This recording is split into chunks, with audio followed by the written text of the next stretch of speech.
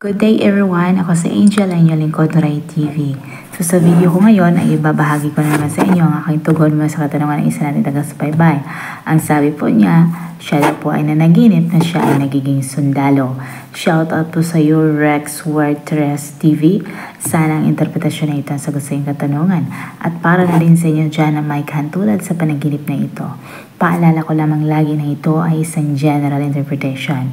Kaya hinihiling ko sa inyo na unawain at tingnan mabuti ang mga nangyayari sa inyong buhay ngayon at gamitin ang inyong sarili intuition at mag-connect directly sa mga impormasyon na ibabahagi ko. At para labis nyo maintindihan kung ano ba ang ibig sabihin ng inyong panaginip, ay panoorin nyo ang video na ito hanggang sa matapos. At kung ito ay nag-resonate bawat isa sa inyo, please leave us a comment.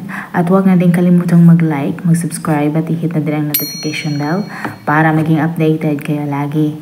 At sana sa mga hindi pa nakapag-follow sa aking Facebook page, i-follow nyo na po Doray TV at i-share nyo na din.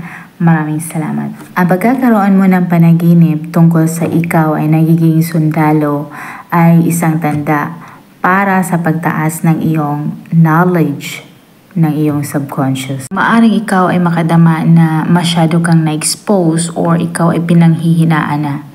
Maaaring ikaw ay nag-show off or ginagawa mong extravagant ang iyong sarili or ginagawa mong kakaiba, unique.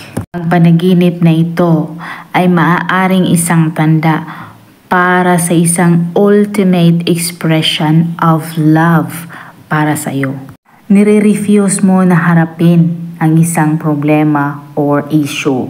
Instead, ginagawa mo is parang sineset aside mo at ayaw mo itong binabaliwala mo at ayaw mo itong resolbahin. Ang pagiging sundalo sa panaginip ay isang mensahe para sa iyong desire na mag-expand sa iyong social circle. Maaaring nabubulagan ka at ayaw mong tingnan yung katotohanan. It's a new day and a new beginning.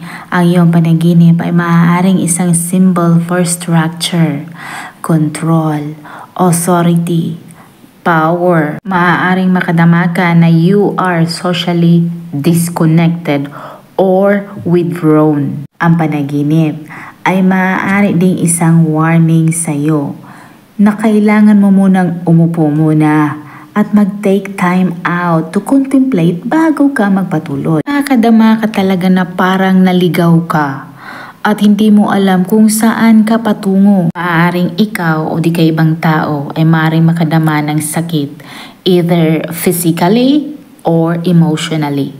Ang panaginip ay maaaring nag-refer sa poor judgment at sa mga maling desisyon na maaaring nagawa mo na pinagsisihan mo na. Pakiramdam mo ikaw ay na-trap or na-suffocate sa isang sitwasyon or condition. Ang panaginip ay maaari ding may dalang mensahe para sa iyong feelings and emotion. Maaaring nilalagay mo muna ang iyong mga ambitions at goals on hold. Ang panaginip ay maaaring nagtuturo sa intense passion at sa hilaw na emotions. At maaaring bibigyan ka ng karapatan at authority. Sana nagustuhan nyo ang dream interpretation na ibinahagi ko sa inyo ngayon at makibahagi na din sa inyo mga opinion at katanungan sa pamamagitan ng pagkomento sa baba. At kung ikaw ay bago pa lang sa akin channel ay huwag kalimutang mag-like, mag-subscribe at i-hit na din notification bell para maging updated kayo lagi. At sa mga hindi pa nakapag-follow sa aking Facebook page, is-follow nyo na po Doray TV at i-share nyo na din. Maraming salamat hanggang sa muli. Paalam.